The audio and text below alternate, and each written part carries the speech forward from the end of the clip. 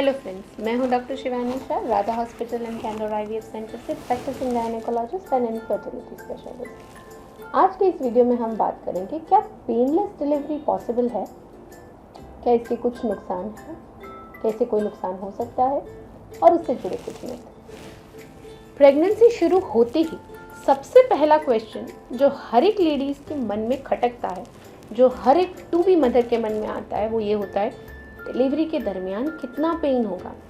हमारे क्लिनिक में नई नई प्रेगनेंसी टेस्ट पॉजिटिव की खुशियाँ सुनने वाली जो कपल्स होते हैं, उनमें से सबसे पहले तो चेहरे का रंग इस चीज़ को लेके उतर जाता है मदर्स का कि मैडम बहुत दर्द होगा क्या अभी से पता लग सकता है कि हमारी नॉर्मल होगी या सीजरियन होगा।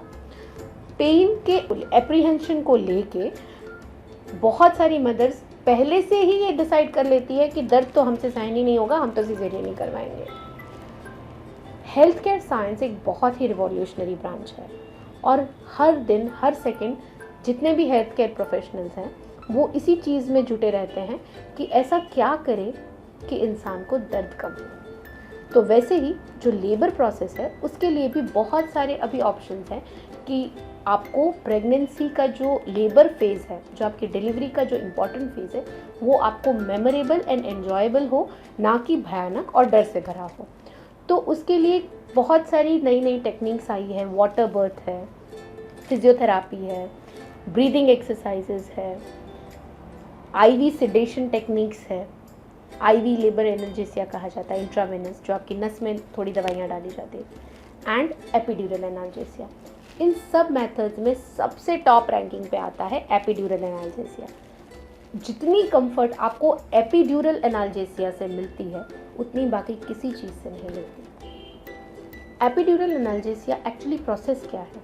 जब आपका लेबर फेज स्टार्ट होता है, जब आपका अर्ली फेज ऑफ लेबर होता है, डॉक्टर आपके बच्चे की धड़कन, उसके आजू बाजू का लाइकर सब देख के पर वजाइनल एग्जामिनेशन करते हैं और अगर आप 3 सेंटीमीटर जितने डायलेट हो चुके होते हैं, आपको कॉन्ट्रैक्शन आना शुरू हो जाते हैं, तब एक एक्सपीरियंस्ड एनेस्थेटिस्ट को बुला के आपको एपिड्यूरल एनाल्जेसिया दिया जाता है। एपिड्यूरल एनाल्जेसिया आपकी रीढ़ की हड्डियों के पीछे एक स्पेस होता है, उसके आगे एक स्पेस होता है जिसे एपिड्यूरल स्पेस कहा जाता है।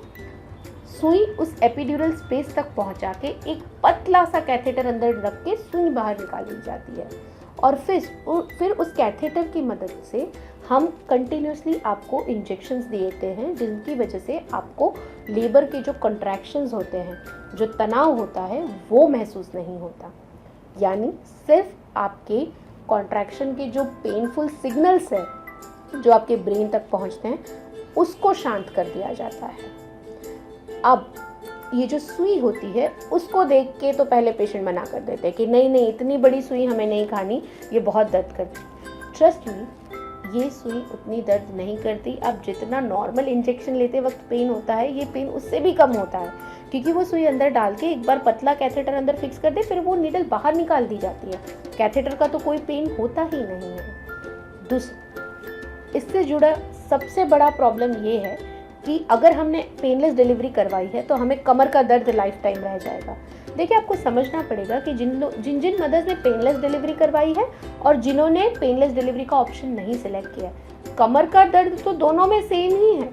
जितनी भी स्टडीज़ हुई है उसमें कमर का दर्द सेम है और उसका रीज़न ये नीडल नहीं है, उसका रीज़न है कि प्रेगनेंसी के बाद आपने अच्छी फिजियोथेरापी एक्सरसाइज नहीं की है, प्रेगनेंसी के दरमियान और प्रेगनेंसी के बाद आपने कैल्शियम इंटेक अच्छे से नहीं लिया है। तो आपकी बॉडी में कैल्शियम कम होने की वजह से आपको बैक पेन होता है, ना ही आपको सुई की वजह से होता है। दूसरा बड़ा मिथ ये है कि इसको लेने से हमारा लेबर प्रोग्रेस ही नहीं होता, डिलीवरी होगी ही नहीं। ये भी चीज़ गलत है, क्योंकि एपिड्यूरल एनाल्जेसिया देने के बाद आपका जो लोअर एब्डोमेन है वो रिलैक्स होता है, तो बच्चा नीचे खिसकने में मदद मिलती है, क्योंकि जितने भी मसल्स होते हैं, स्नायु होते हैं, वो रिलैक्स होते हैं। तो एपिड्यूरल एनाल्जेसिया से आपका लेबर प्रोग्रेशन इजीली और जल्दी आगे बढ़ता है, ना ही कि वो रुक जाता है। तीसरा सबसे बड़ा इसको लेके मिसकंसेप्शन है वो ये कि अगर आपने पेनलेस करा दी तो आपकी डिलीवरी होगी ही नहीं, आपका सीजर होगा। एपिड्यूरल एनेस्थेसिया देने के बाद सीजेरियन सेक्शन ही आता है, ये बहुत बड़ी गैर मान्यता लोगों के मन में है। सबसे पहले तो एपिड्यूरल एनेस्थेशिया वो सीजर की फैसिलिटेटिव प्रोसेस नहीं है, वो आपकी नॉर्मल डिलीवरी को फैसिलिटेट करने वाली प्रोसेस है। दूसरा, उसके अंदर जो ड्रग्स दी जाती है वो आपके बच्चे को नीचे खिसकने में मदद करती है, ना कि उसको होल्ड करती है। तीसरा, अगर किसी कारणवश आपका बच्चा नीचे नहीं खिसक रहा है, या तो वो माल पोजीशन है, उसकी पोजीशन गलत है, या आपकी पेल्विस की हड्डियाँ कॉन्ट्रैक्टेड है, कॉन्ट्रैक्टेड पेल्विस हो रहा है, या फिर आपको कॉन्ट्रैक्शन इरेगुलर आ रहा है, अगर ऐसी कोई चीज़ है, या बच्चा बहुत हैवी MSL कर गया हो, थिक MSL कर गया हो, एस्पिरेट कर गया हो, या फिर उसके धड़कन की जो गति है वो एबनॉर्मल हो रही है, तो अगर हमें इमरजेंसी में भी सीजरियन लेना पड़े तो इस एपिड्यूरल इंजेक्शन में ही हम दवाई दे के सीजर ले सकते हैं। सीजर के लिए दूसरी सुई खाने की ज़रूरत नहीं पड़ती। तो ये तो बहुत ही गलत मान्यता है कि एपिड्यूरल लेने के बाद सीजरियन सेक्शन आता है। हमारे क्लिनिक में हमने जितनों को पेनलेस डिलीवरी का ऑप्शन दिया है, जिन्होंने पेनलेस डिलीवरी कराई है, उनमें से 99% लोगों की नॉर्मल डिलीवरी ही हुई है। इससे जुड़ा सबसे बड़ी गैर मान्यता ये है कि अगर आपको पता ही नहीं चलेगा कि आपको दर्द हो रहा है तो आप पुश ही नहीं कर पाओगे, आप एफर्ट ही नहीं कर पाओगे और आपकी डिलीवरी नहीं होगी। ये चीज़ भी बहुत गलत है। एपिड्यूरल एनाल्जेसिया सिर्फ और सिर्फ आपको गर्भाशय के कॉन्ट्रैक्शन से होने वाले पेन को दिमाग तक नहीं पहुंचाता है, बाकी का प्रोसेस जैसा है वैसा ही रहता है। आपका जो यूट्रस है वो जब तनाव में आता है, जब वो कड़क होता है, तो आपको पता चलता है कि यूट्रस कड़क हुआ है। ओनली थिंग कि उसके कड़क होने के साथ जो पेन होता है वो पेन नहीं पता चलता। तो आप डेफिनेटली पुश कर सकते हैं। हाँ, कई बार एनाल्जेसिया देने के बाद हमें शायद वैक्यूम डिलीवरी आपकी करवानी पड़े, पर वो भी कंपल्शन नहीं है। अगर आपका पुश अच्छा है तो आप एकदम नॉर्मल प्रोसेस से आप डिलीवरी करवा सकते हैं। और एपिड्यूरल एनाल्जेसिया की वजह से आपको यूट्राइन कॉन्ट्रैक्शन कभी बंद नहीं होते। डिलीवरी एक ऐसी चीज़ है कि जो आपकी बॉडी ने और आपके बच्चे ने अगर एक बार ठान ली कि मुझे डिलीवरी होके ही रहनी है, तो आप कोई भी इंजेक्शन दे दो, बच्चे की डिलीवरी 100% होके रहेगी। ये एक नेचुरल प्रोसेस है। एनाल्जेसिया उसको फैसिलिटेट करता है, मदद करता है, ना कि उसे रोकता है। सबसे बड़ी गैर मान्यता ये भी है कि उसमें जो इंजेक्शन दिए जाते हैं वो बच्चे को नुकसान करते हैं, वो बच्चे के दिमाग पे असर करता है। एपिड्यूरल एनाल्जेसिया में जो कैथेटर प्लेस किया जाता है वो एपिड्यूरल स्पेस में प्लेस किया जाता है, और जो दवाइयाँ दी जाती है वो स्पेस में दी जाती है, वो आपके खून में मिलती ही नहीं है। जो दवाई आपकी खून में, माता के खून में ना मिलाई जाए, वो बच्चे तक नहीं पहुंचती।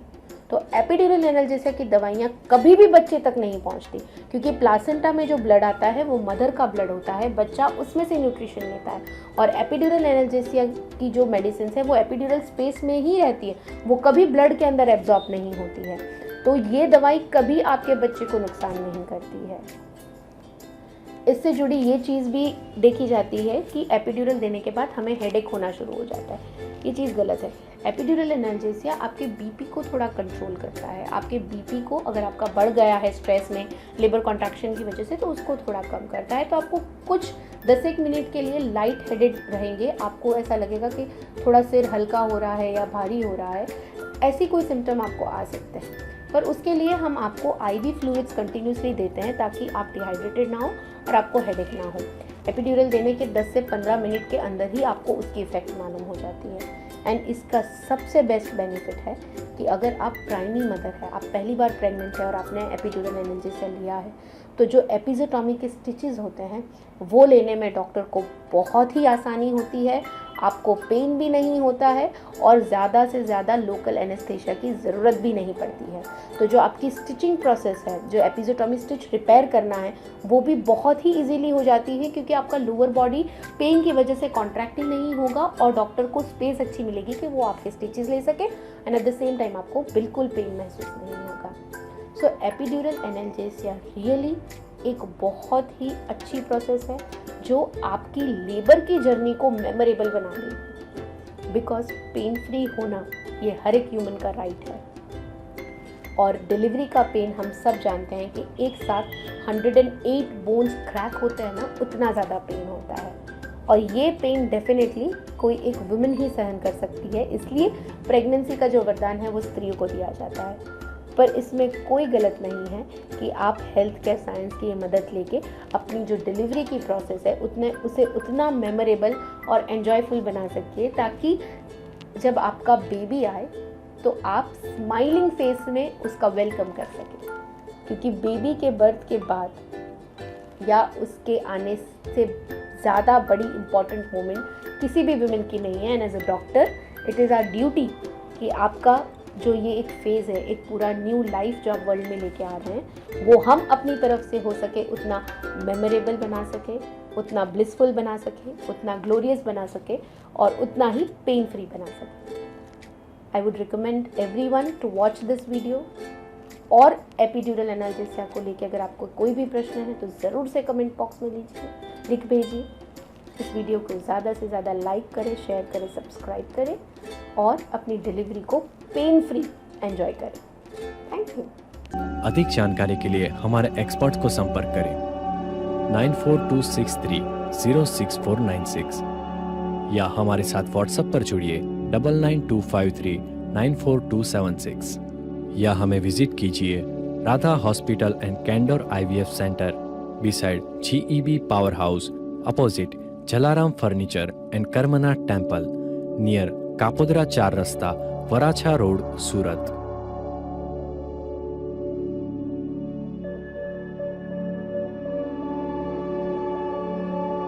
Radha Candor IVF Center. Reason behind your smile.